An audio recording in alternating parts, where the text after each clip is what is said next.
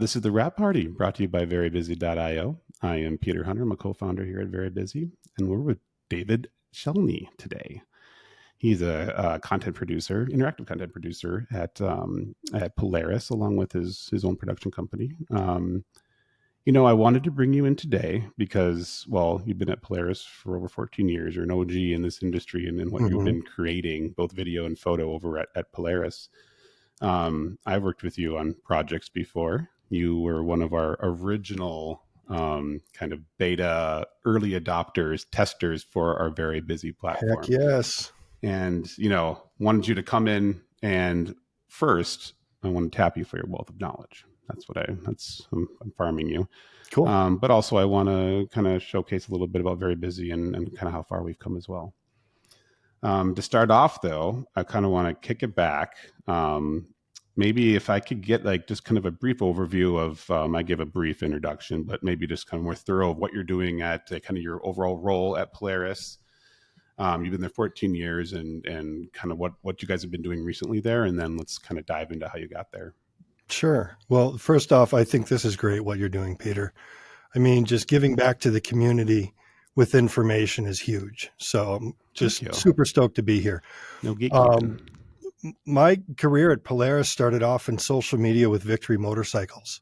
I was hired to be the toe dipped in the water on how is this corporate entity going to get into social media. And interesting. I had come from Chicago and I had a production company there. And so I knew how to shoot and I knew how to edit and had a lot of these skills that I brought to my social media job. So alongside managing social media, I was like, we can shoot this stuff ourselves, guys.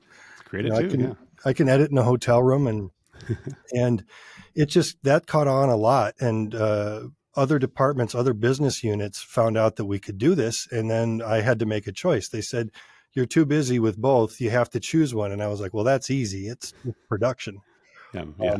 So that's where the Polaris Content Studio came up. And we're a small but mighty group. I mean, we're a group of 3. So I'm a supervisor of the content studio. I've got another shooter, editor, producer, Eric Fleischacker, who's with me, who's just, great.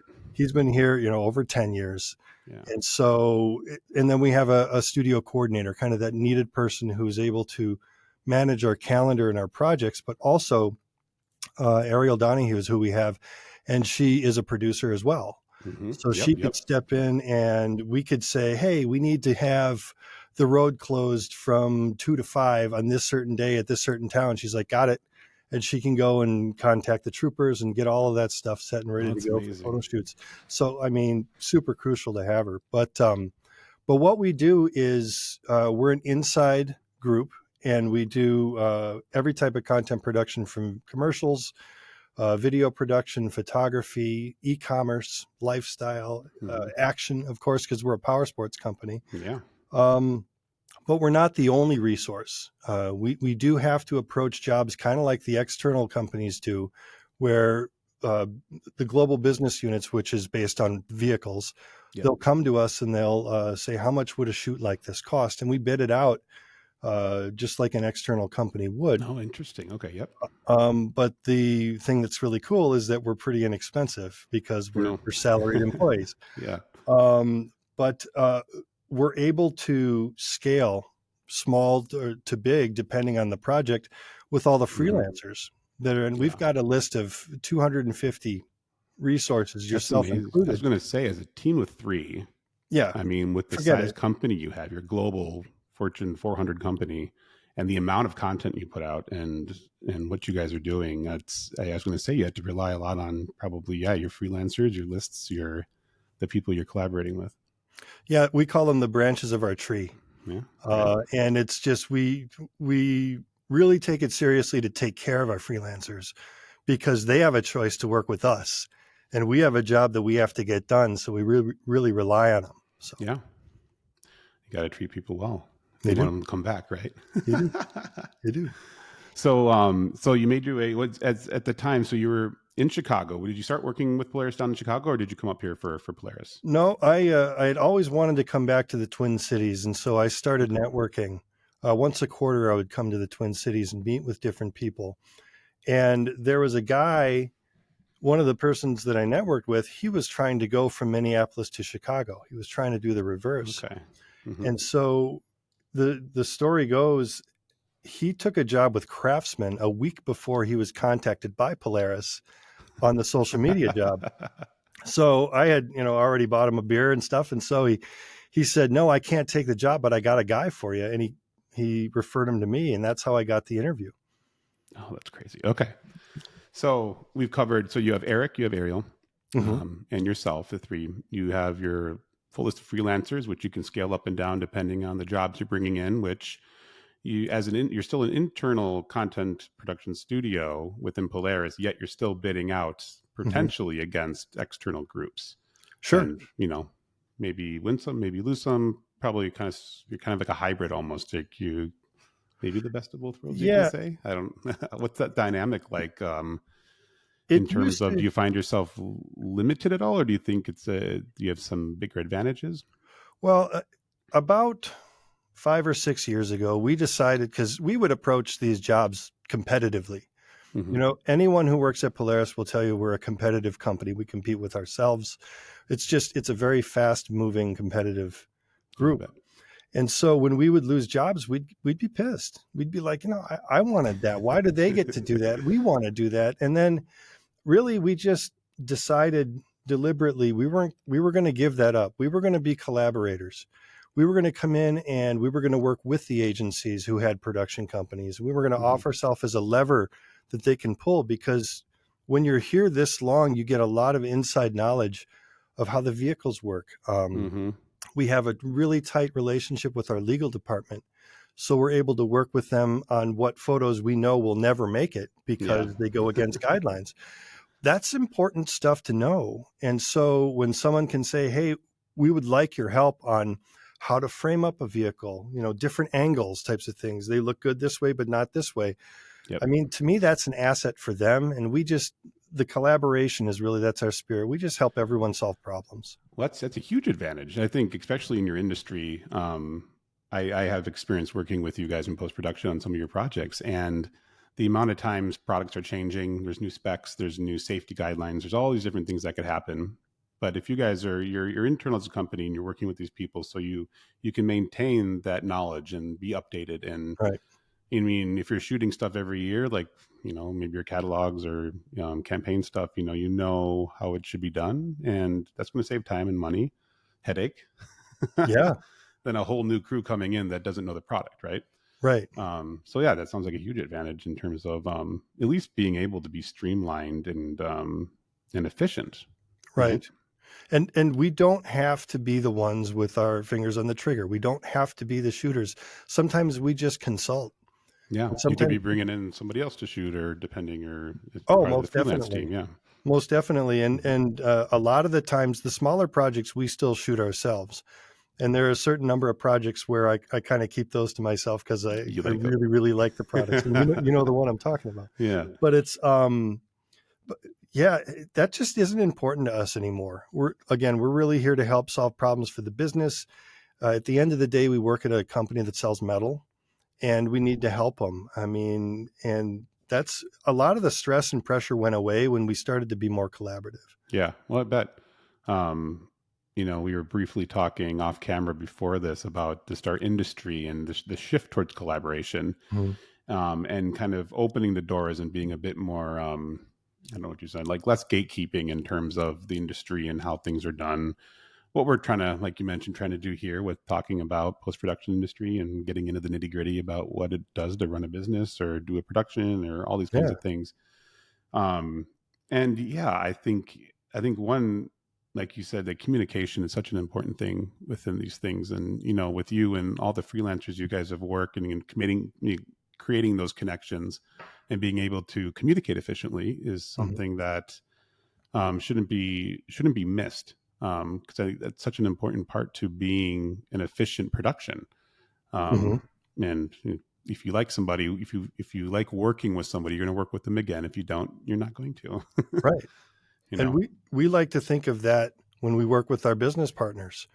We want to give them an experience that they want to repeat, so that they'll come back and say, hey, let's just do that again. They know what they're going to get, and Right. And with Polaris, we have vehicles, and every year there's a new model year. And so it's interesting. You can see how 1 year goes one way and maybe it doesn't go so well. And then you learn from it and you say, well, we're going to make these changes and we're going to do it even better next year. Yep. And like I said, we're not alone. There are a lot of production entities that are working with Polaris, because every vehicle has a marketing group and every marketing group has an agency. Yeah. And so wow. Yeah. We're nuts. We can't do it all. And so we know that, but the stuff that we get to do, it's a blast.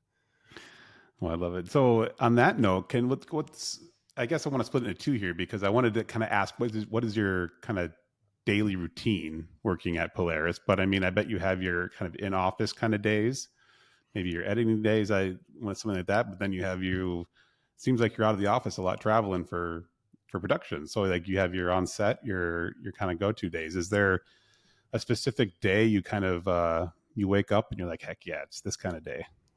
It's all across the board. And I think that maybe we're ADHD or we have ADHD and we really like to just do different things.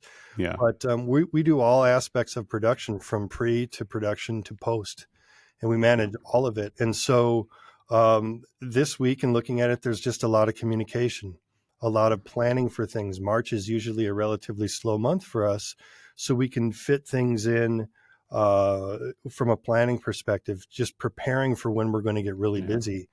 And then when we do go on shoots, we make sure that there's someone at home who's watching the store, if you will. So burn down, right.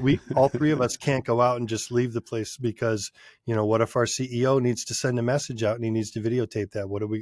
We have to be there. So that part of the business. And then, it's all across the board. So when we look at a typical day, it's not very typical. It's had to be. If I put this question in there, I'm like, God, I couldn't even answer that. If you're in this industry, you don't have a typical day usually. No, and it's the way we like it. It's you keep the gators fed from a creativity perspective. Oh, heck yeah. Well, in terms of your day-to-day and kind of the working, I had mentioned communication before, and that how you guys had graciously come on as beta testers for VeryBusy. Mm-hmm. And, when we started building this platform, we were trying to streamline, our review and approval process for retouching.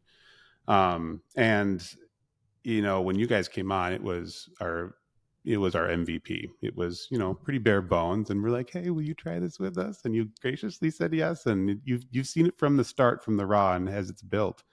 But I kind of wanted to touch in, before you guys started testing with us and kind of started using and seeing what VeryBusy could do. I'm curious what your process was like. How were you interacting with your clients? Say you had a shoot, and now you have your client that needs to go through. You need to make your selects. If there's retouching involved, you needed to gather feedback, get approvals, all that kind of stuff. What was that process looking like for you? Or did you guys have like an internal DAM system or reviews, or how was that functioning for you guys? It was pretty basic. I mean, we were using solutions like Dropbox. Mm-hmm. And from our process perspective, we would go and we would do the shoot, whether we're shooting it or another shooter's doing it. And then we would always go through an initial selects phase where we take all the blurry pictures, the out of focus ones, and set those aside and kind of do an initial call so that our business partner doesn't have to go through thousands of images. Yeah. So we've got those initial selects, and we would generally put low res versions up in Dropbox, and we would say, let us know what the number is that you want us to work on. And then we would take those images and get the source files to Retouchers and say, all right, let's check in when these are done. Let me know. We kind of do the same process again. They've been uploaded. Let's go take a look at them. And we had started looking into, a solution like ShootProof. And we were just on the edge of moving in that direction. But that's when you came through with VeryBusy. And I love the way that you describe it, where you would try to find something that did all the things you wanted it to do, and you just couldn't find it. It's like, that's great, but it's just missing this one thing. So I love what you just said. Well, we're just going to make our own, which is perfect. I mean, because it ambitious. Really, more than ambitious. Now you're doing podcasts. I mean, come on. but yeah, it's before Very Busy. We would it was pretty basic. Yeah, it's interesting to hear, and then I think a lot of the pain points we were feeling on the other end as the contractor freelancer that were working with similar companies to where it was kind of that process of send me files, download them, I'll mark them up in a PDF, I'll send them back to you, or I'll email you image file numbers with my comments. And especially when it comes to scaling, when you have larger projects, Right. things that are moving fast and you have a lot of moving parts, it's just not, I mean, things get missed, things, it's hard to keep track of exactly what's going on in the post-production side of things, let alone everything else that's going on separately outside post that wrapping up the project. So, Right. Well, yeah, also, knowing, I'm sorry, I didn't mean to step on you, but oh, no. also in our industry, we're dealing with products that haven't been released yet. And Yeah. so security is a huge thing. And Mm-hmm. the less systems that you have to protect against that, I mean, we have to be really, really careful. So having one place to point things that has a password and that you can only get to if you're invited to it, Mm-hmm. it's a nice wall to have up. One source of truth. Yeah. Right, right. Security's been a hot topic, and it's been, I think, for just a lot of global. I mean, this thing's around. I mean, it seems like every other week someone's getting hacked or something. So, security is such. I mean, it's such an important part of it too, but it can be so restricting at times as well. Oh yeah. So trying to find that balance between like security, having that in place, but also having a platform where, like you said, you have a list of 250 some freelancers or collaborators, plus your plethora of clients who, could be changing week to week, not, I mean, in terms of adoption of a new platform, you want it easy. You can't sit there and onboard everybody every week and teach Right. them how to use something. Was there, from I mean, the old system could be cumbersome, lots of moving parts and stuff. Introducing a new platform, it could be some friction. People could be resistant a bit. What was the scenario like? If you are sending a project to a client and you're like, hey, I want to use VeryBusy. You just got to log in and you have access to it. Did you have pushback? Did you have anybody saying, I'd rather not, I'd rather go back to do it this other way? Or have you found that people are pretty accepting of it? It's pretty accepting. I mean, when we were doing the beta testing, there was some speed bumps, but that's to be Mm-hmm. expected. Oh, yeah. And so what we would do is send out an if we're working with people who haven't used VeryBusy before, we would just send out an introductory email and say, this is the system that we're using. Nice. And it's almost like this is the way. This is what we're And doing. is what we're doing. And the only real instruction that we give them is after we introduce them to the platform, I usually will do a screenshot on how to choose a select by using a label to do select. And then Nice. from there, they know enough and they've been through it. It's such an easy process that they're off and running. And usually they'll come back with compliments on how easy it is to work with. Ooh, I'd like to hear that. Yeah, it's great. Well, I think, we like, I think it's an interesting part of the more collaborative we get, and this collaborative world we're talking about, it's fun where I'm sitting here in Minneapolis, Minnesota, but I'm working with somebody over in Europe. Yeah. And, our doors are fully open, and it's learning how to kind of manage that communication and keep it organized as we keep growing. I'm curious with your operations in terms of bringing in VeryBusy and how you guys were using it. Like you said, we brought you in early. You guys were beta users. There were speed bumps. We learned a lot from your guys' feedback, from pushing us through. I have multiple texts about when is mobile coming from you, I think. Yeah. And then we You got needed mobile going. yep. You did that. I mean, you're Yeah. moving fast. But I'm curious to know, how does that affect your relationship with clients when you're bringing in like your relationship between, you're producing this, you're kind of managing things, but say you have a retoucher, you have an editor, or you maybe have somebody else part of this process who's producing something, within like the content, and then you have your client for review. What's that interaction like now? Are you still kind of involved, and does it go through you, or are you kind of setting it up to kind of run where, okay, everybody's part of this project. You guys do your roles, and let's get this finished. Yeah. When we get to the very busy phase, we're kind of liaisons. We're making sure that everything's running smoothly. We're making sure that the green check boxes are showing up for you guys so that you can upload the finals. Yeah. But it's pretty transparent. And I think one of the things that I love the most about it is that we're so busy. We're usually managing anywhere from 25 to 30 projects at a time. Yeah. And Geez. Yeah. we can be the bottleneck. If you're waiting for, like, if you say to me, all right, I have these pictures ready to go, and I have to type an email and say, all right, these pictures are ready to go. But if we can just say, watch Very Busy, look for the alerts. And then the best thing about it is that they put in their markups and their notes, and you get them directly. It's like a direct conduit to the retoucher. And The that to retoucher me can is, jump in. it's probably the coolest thing about it, is knowing that their notes get to you without having to rely on me to be the middleman. Yeah. I mean, hopefully it's opening up time for you and you don't have to Totally. worry about things. I mean, as we know, time is money, and especially in the production of things. I mean, 20 to 30 some plus projects. I mean, that's a lot to handle. Yeah. And I mean, don't get me wrong. Some of them are, well, this is going to be sleeping until April, or this is going to be, it's not going to happen until July. But there are things that we have to keep on our desk to make sure that we're taking care of and communicating with the businesses.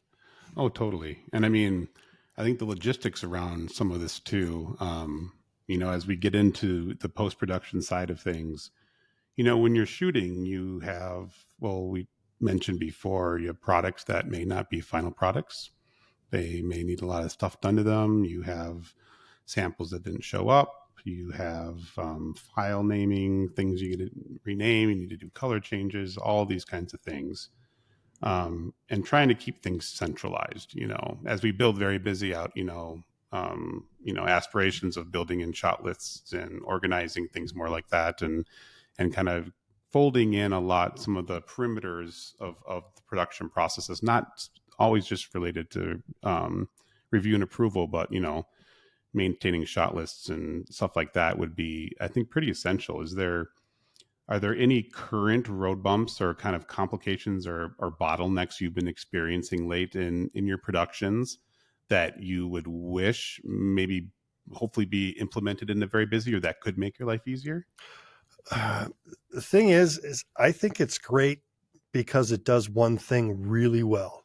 It's simple. It's simple. It doesn't try to be everything. And I think, just in my opinion, that's where you can get into trouble, when you're trying to do too many things. Overcomplicate and right. Clutter. Right. And I mean, but on the other hand, we're using Excel for shot lists. Yeah. And it's like, could we find a different way to do it? Sure. But we know how to do it. We can turn it around really quickly, and we keep it separate and use our shot numbers and be religious about that. And it works fine. So, well, I'm happy to hear that, because I think the nicheness of what we're trying to do and specifically build something for photography and commercial photography and post-production, retouching, review management. It's, we're not folding video into it. We're not doing, I think there's a lot of platforms out there that are a catch-all for all media types, which I think can be great for certain circumstances, or for larger global companies that just need a catch-all for their base of employee. But when it comes to the process of how we work, there's a lot of time savings and specific processes that go into it. Like you had mentioned before, we decided to build this because there was products out there that had little pieces of what we need, but nothing that was all together. Right. And really trying to kind of streamline this whole process was our goal. On the side of when you guys are creating content, I know you do a lot of video too. I'm curious how your productions look. So even before you're ingesting all your media and getting things off the client when you're on set, when you're shooting, do you guys always shoot, like, do you have, I assume you work with digital techs? And we do. Yeah, depending on the project. Sure. When you guys have your final assets and everything, how do you guys store and manage all your assets? I can assume you have terabytes upon terabytes of content annually. What are you guys doing with all that? Well, it's it's a challenge when you get done with a project to not move on to one of those other 30 projects that you have to work on. Yeah. So we definitely make sure that we back our stuff up and make sure we duplicate before we clear any cards. And then we also do have a server that stores our archives of our content. Could we be better at it? Yes, we can, but we're moving really fast. Got it. And what in terms of this is kind of a little offshoot here, and it struck me because I'm curious. What kind of equipment are you guys using these days? I know you guys are a small team and you have your content studio. Do you guys house everything? Like, do you guys have your own stuff? Are you renting, or how does that side of the production look? We are setting everything up as kits. So we use Canon for shooting. We're using the R3 and the R5. Okay. And then we've got XL3s, Sonys, and FX6s. And we purposefully made single kits so that Eric can be off like next week. I'm shooting something the same day he's shooting. And so we both need to have lights. We both need to have video cameras and all of that. So, and we have our own gear. Now, we supplement when we need to, but we also have a lot of gaffers and people that have their own trucks, that have their own lamps. And sometimes because we're moving so fast, we just say, bring all your stuff and we'll use what we need to. And it's like a Swiss Army knife of all of the grip and lighting gear that we need. But we're a Canon shop. A Canon shop. You know, I asked because I feel like file sizes are getting bigger and bigger and bigger, and all that data. Mm-hmm. You know, when we ingest content now, we're figuring out solutions for trying to streamline. You know, like you said, you guys have a server, you keep everything there. But then, if you have things online, you have stuff to review, and then if you have to go back and find things, you know, how are we all doing that? And that kind of leads me into I want to share my screen actually, because I'm going to bring up our VeryBusy interface here. And let's see here, because I want to talk about a little bit about how, essentially how you guys kind of maybe work through your process in VeryBusy, and give a little visual reference here. There we go. How does that look? There it is. There she is. So this probably looks familiar to you. It's your well, not yours, but it's a project dashboard where, you know, any projects you have, you might have then, if you have 20 projects, you might have 20 tiles here with 20 projects. Mm-hmm.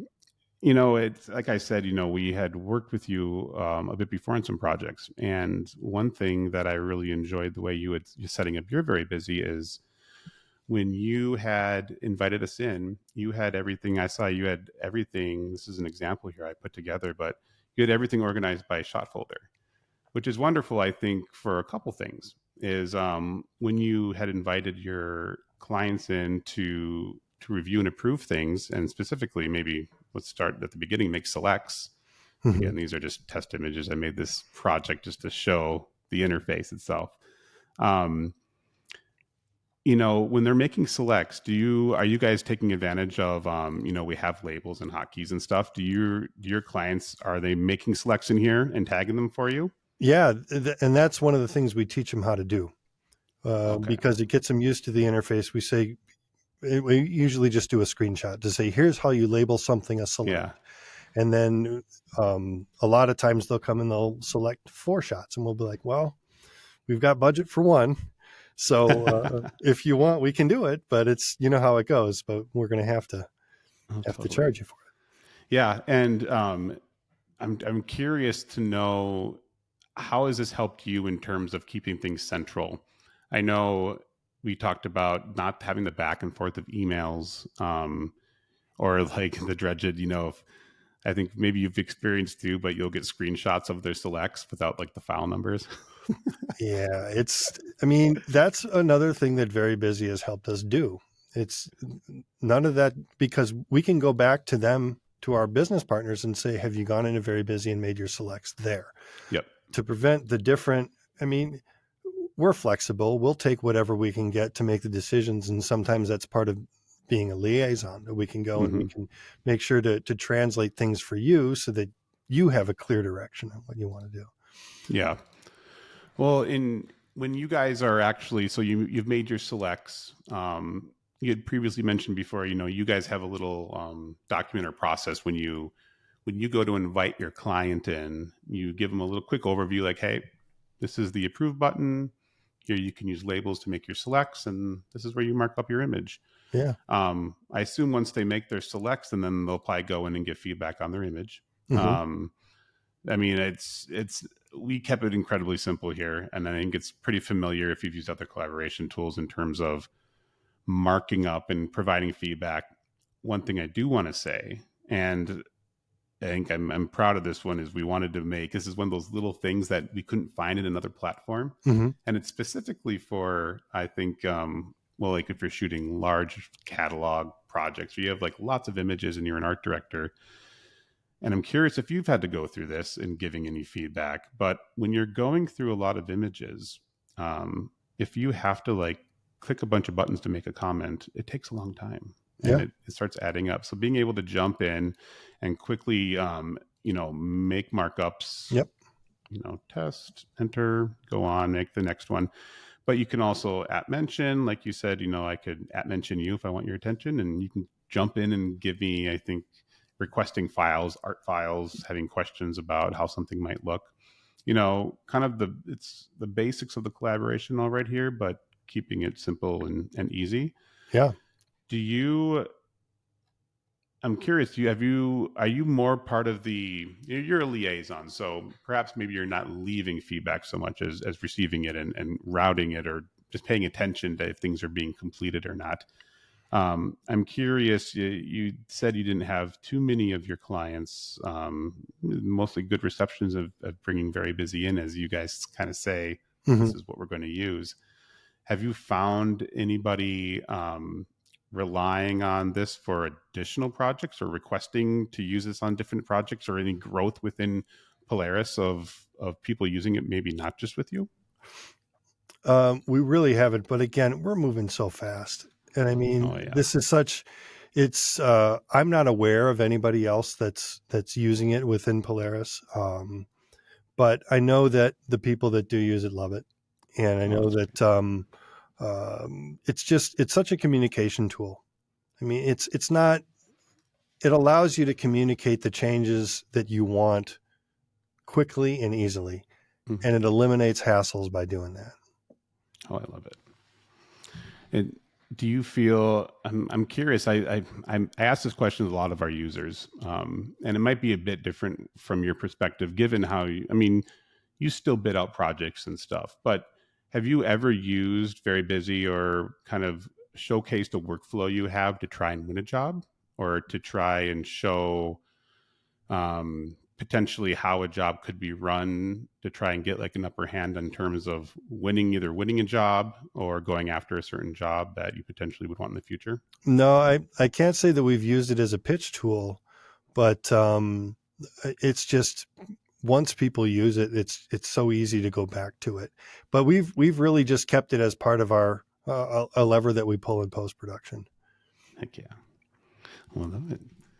What I want to step away a bit from our interface here, and I want to see what kind of questions we have coming up here, because we had a few questions come in from social media. Let me pull them up here. And if they're asking what's coming next, I can't answer. I know, right? From a product perspective. I mean, yeah, I was going to ask, if you want to see something, but we'll keep very busy. We'll keep it busy and simple. Right. Here's one question. So I'm going to do some questions that came in from listeners, and then I have a little rapid fire questionnaire for you just to learn a bit more about you. Cool. How about that? So there's one here. It says, at what stage of production, pre, post, onset, do most complications arise, and how do you solve for them at Polaris? It's a deep one. Well, we have a slogan. We say fix and pre. I think that That's a good slogan. big problem can be fixed if you give yourself enough time to prepare. Because then you're thinking about all the different things. We like to say we don't want to have to think on set. We want to execute on set, and we want to use our brains for creative thought. So that's how we address it, is just we give ourselves enough time, and sometimes we have to force it because we are very busy. No pun. Yeah, I like it. But it's so crucial, especially for the bigger projects. We have to devote enough time in pre. What does a typical, I mean, to answer on that side of the question, fix it in pre, how often are you finding that, how often do you run into times when there's just unforeseeable things and you can't control it in pre, but they come up? What's your kind of fire drill procedure? You're kind of the ringleader over there, right? So right. If something goes south, right. Well, and that's what planning gives you room to do. So I'll give you an example. So we were shooting with Slingshot last year, and we were shooting their model year campaign. It was a big shoot. These shoots can get up to 45 people in our crew. Oh yeah. It's photo. You guys shoot those video out west? We shot this one in Nashville. In Nashville, because it's 3 hours away from the plant where they make the Slingshots. Oh, great. So that was super. We saved some money there. But the issue we ran into is that there was a communication error. I'm not blaming anybody. No one is. Where we were supposed to shoot some video, some tracking video on the street.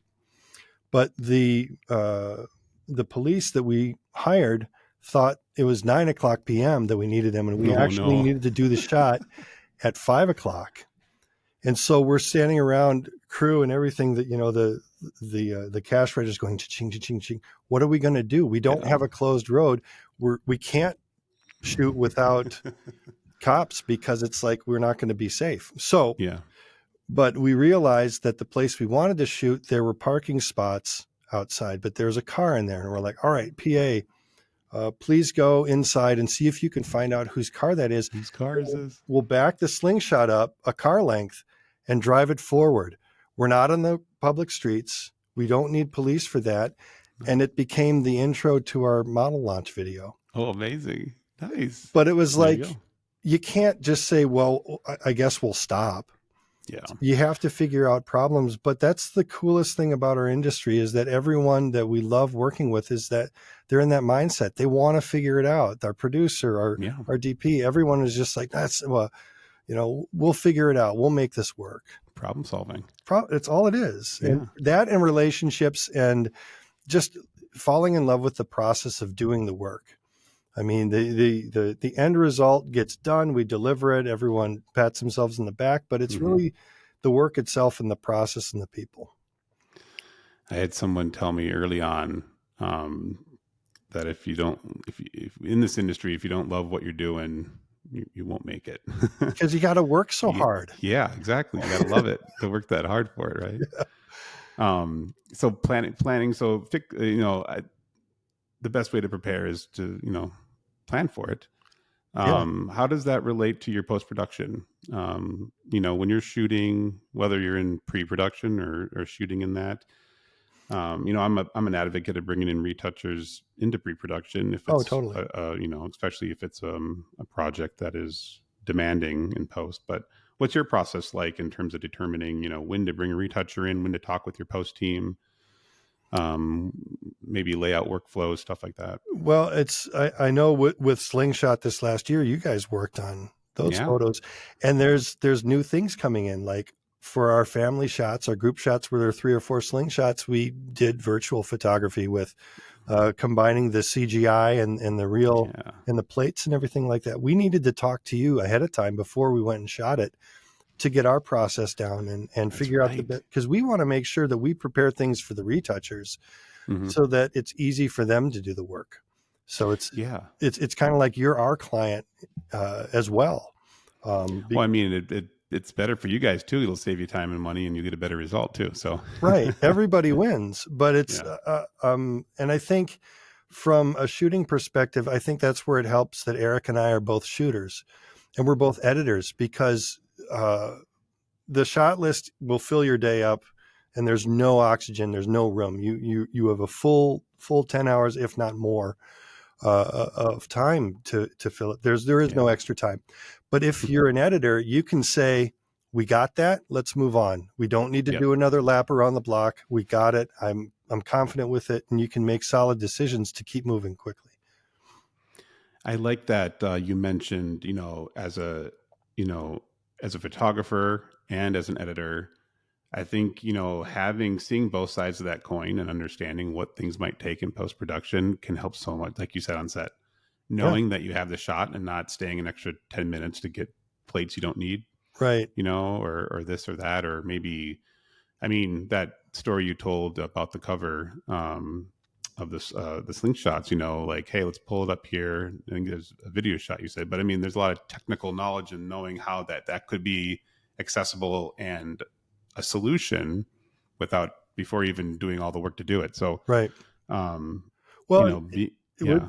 I'm sorry, Peter. With vehicle photography, a lot of times it takes a lot less time if you bring up a V flat and get a shot of just the tank. Oh yeah.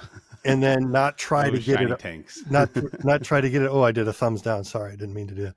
But instead of trying to make the entire shot work in camera and spending all this time and figure out the lighting, that we got to get the shot of the engine with full white. So we just bring up the card, get that, and then we give it to you as an extra composite component. Yeah. It goes, and it's faster for you. It's faster for us. And it's just, I think that just comes with experience. Oh, it does. I think there's that saying that, we'll fix it in post, which Careful. should never be said. It should be very intentional what you're going to fix in post, right? Right. But like you said, like that, like knowing that if I shoot these plates, heck yeah, it's easier than trying to light this thing a certain way. And then, the post route is definitely in certain times easier, faster, cheaper to do. Right. Especially on location and stuff. Like you guys have probably shot in some interesting scenarios. Yeah, when the sun is going down saying, I'm not going to wait for you guys, you better get it. That was a good question. I like that question. It led us into some good places there. We have another one here. From a studio manager perspective, how can I set up a team of retouchers or post-production editors for success when dealing with large volumes of assets, tight deadlines, and often if you are the messenger of bad news for those teams? Get a thick skin and hire honey. Hey, I like it. Retouching takes a long time to do. And I think that we would love to retouch all of our photographs kind of like as artists, but I think you just got to find the right team. And figure out a way to separate the tasks that you're doing with emotions. That it's hard to do. It's not easy, but at the same time, if you're not clear, you can lead to misperceptions. It might be difficult to give bad news, but it's worse if you don't give clear news and then they find out later, or they find out from somebody else, or the results don't end up to be as good as they are. So it's worth it to, hey, nothing's personal. We're all trying to do a job here. We're all getting paid to do this. That's the main thing. And just if you find the right teams, they can handle it, and everyone will appreciate the honesty, I think. Yeah, I think you hit talking about getting personal about things. I think because it's an art form, photography, totally. Post and everything. And I think a lot of people tie it to their identity and who they are. So when they do a bad job or something bad comes up or there's bumps in the road, it's kind of a personal hit at times, people feel. Mm-hmm. But I think, you're right. If you can learn to sometimes separate that, we're given restraints, right? Budget, time, all these things, and not everything can get done.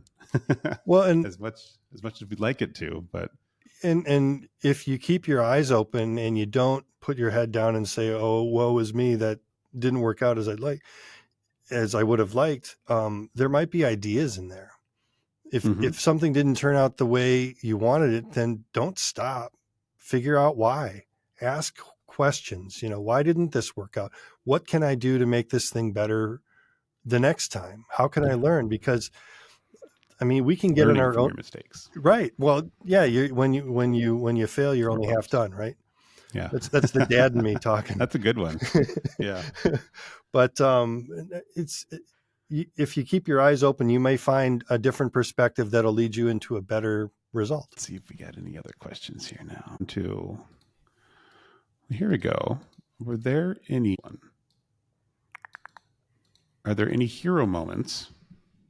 Oh, okay. So this is referring to using VeryBusy. If there are any hero moments where VeryBusy was integral to your projects, or dare I say, save the day. Was there anything within using VeryBusy that, we're like, hey, that wouldn't have happened if we didn't have VeryBusy? Well, I'm just going to use one of the last projects we worked on with you. I mean, and this is kind of typical. We were doing some e-commerce shoots or shots, planned on doing 17, ended up doing 44, delivered them to you, and used the VeryBusy route and everything with, with Studio, it's like, there's not a select. It's like the image, you choose the image and then that's the one. But you were able to turn those around, I would say, within 24 hours. Oh, we hustled on those. Right. Yeah. And that happens with us. They're like, these need to make the catalog print run, and that's going to happen at 10. Yeah. And so we need to hustle. But you knew that. We knew that. And we were able to get you the source files and get it done. And we couldn't have done it without VeryBusy. By that that's time, the nice thing is, like, I mean, we can upload as we're working on them to get approvals. Yeah. And we're getting rolling feedback from the platform. Right. So it's a way to speed that up. And definitely. And we were able to invite the person or the company that was printing the catalog to the VeryBusy deal. And we said, hey, Peter, please upload the high-res TIFFs. Yeah, they were able to go in there and just watch it. And as they came in, they were able to take their files and do their layouts, and they met the deadline. So, I mean, that connection is just, it's huge. Oh, heck yeah. I like to hear that. And yes, that was a crazy 24-hour project. But you did it. Yeah. We did it. We get it done. Yeah. We get it done. Well, I got a couple rapid fire questions I want to give you. I want to start doing this with my guests just to, I don't know, get some fun information about them. And learn a little bit who they are towards the end here, right? Okay. If you weren't in the photo video industry, where would you be? What would you be doing? I'd be a guitarist in a band. Oh, nice. Yeah, were you ever in a band before? I actually got a music degree, a film scoring degree from Berklee College of Music. Oh, okay. So you are music. Yeah. So that's, I'd like to say I'd need to practice, but no, that's probably what I'd be doing. Heck yeah. Good answer. Good answer. How about, well, actually, I want to ask this question before I jump into the rapid fire, because it's one I have on my list and I forgot to ask before. But okay. I'm curious, before we get into the wrap up, what do you hope to see in the future in terms of, photography, video production, and the technology that's rolling out? What are you excited for? What do you hope to see kind of rolling out or anticipate? I'm excited for all of the ways that technology eliminates hassles.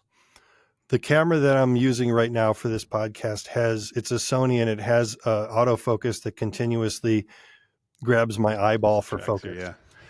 That, I mean, from a video perspective, it makes our shoots easier. That type of thing I'm excited about. I'm a little bit nervous about all of the projects where good enough is good enough. And that's where I think a lot of whether you call it people using AI or whether you call it just the automatic. I mean, you remember when it started with, it's Instagram filters. That's all we need is that. We want that look with the Instagram look. But that kind of goes away. And I think that the core of what we do, people will always want to have creative, professional results.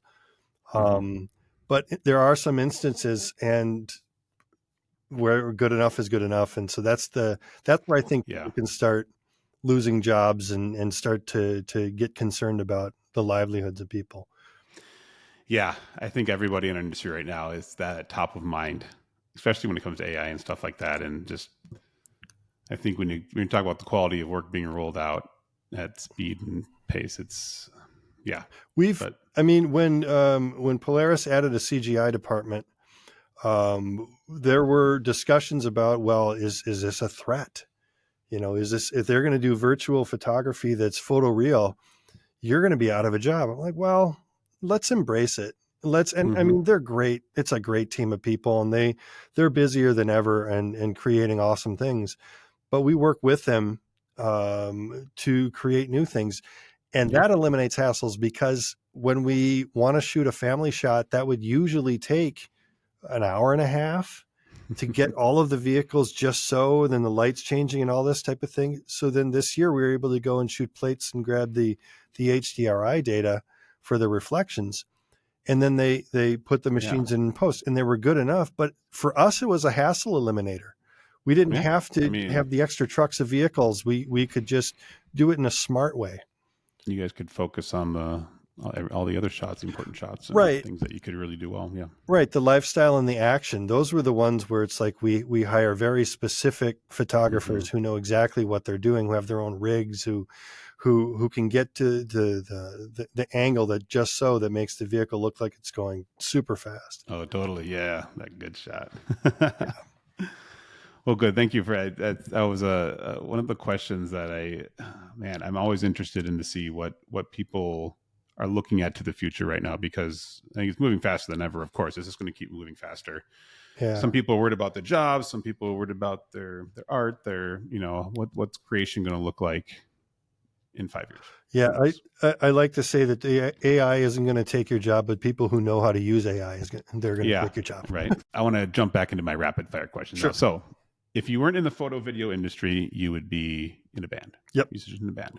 Yep. What is one daily life necessity you can't live without? Routine. Oh, okay. Good. How about the most memorable production or shoot you've been on? Spirit of Monroe. Spirit of Monroe. What was that one about? That was, and that was a while ago.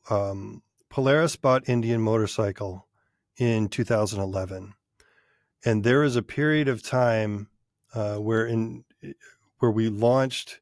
It was our ID department, and a lot more talented people than me, but we redesigned the Indian Motorcycle. Every bolt was new.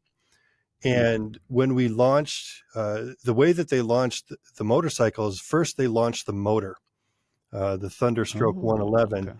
And then there was 5 months between when they launched the motor at Daytona Bike Week and when they launched the first motorcycle. So during those 5 months, we didn't need to sell any motorcycles. And so they launched the motor in the Spirit of Monroe, which was a tribute to Burt Monroe, the streamliner. And the first question, I remember when I was at Daytona Bike Week, a guy, right when they pulled the sheet, the guy said, "When are you going to run it?" Yeah. Because you can't just let this be a trophy. You got to run it. And so we worked with some super talented people out in LA, and we were able to get it on a dry lake bed. And so it was in May, in between that time before Sturgis, when we launched the bikes, we were able to tell a story. And it was all about what we wanted to do is we wanted to honor the past of Indian Motorcycles. It's the first American motorcycle company. That's huge. Right? 2 years before that other motorcycle company. But we wanted to show our respect to the past, but we didn't want to be stuck there. We wanted to power the future. And so all of that meant using the new motor in the new Streamliner, but put into a position, even the type of helmet we used was like what Burt Monroe used, World's Fastest Indian in that movie. But we wanted to pay our respects, and it was great because it worked. And it was all emotion, and it was storytelling. And I like to tell people that people want to buy our products. That gives us permission to use emotion.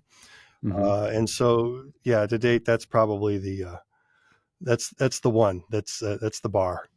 Oh, heck yeah. I wish I was there. It's cool. There's a BTS video about it too, if you want to see how we did it. Also, look it up. It's pretty cool. How about this? A dream client. I know you work for Polaris, but you have, Shelleny Media, your other production company that maybe you're producing some work outside of the autosport world.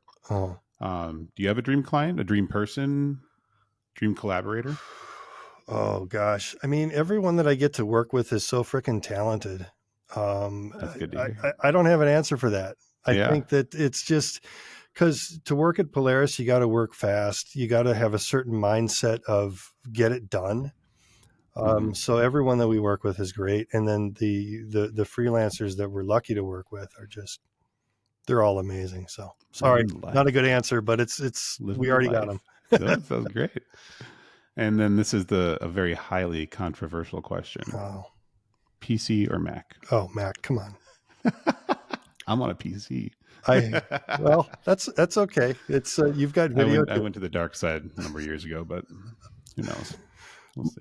One of my trophies at home is I have an Apple IIe that actually works, and it really, yep, and it's got Oregon Trail, and I remember showing it to my son. Memories. Oh my gosh, I showed it to my son when he was young, and he's just like, "Wait, you have to type? What is this? Where's the choice? The screen doesn't work. I can't push the screen." Yeah, no, I'm a Mac guy through and through. Through and through. Mm-hmm.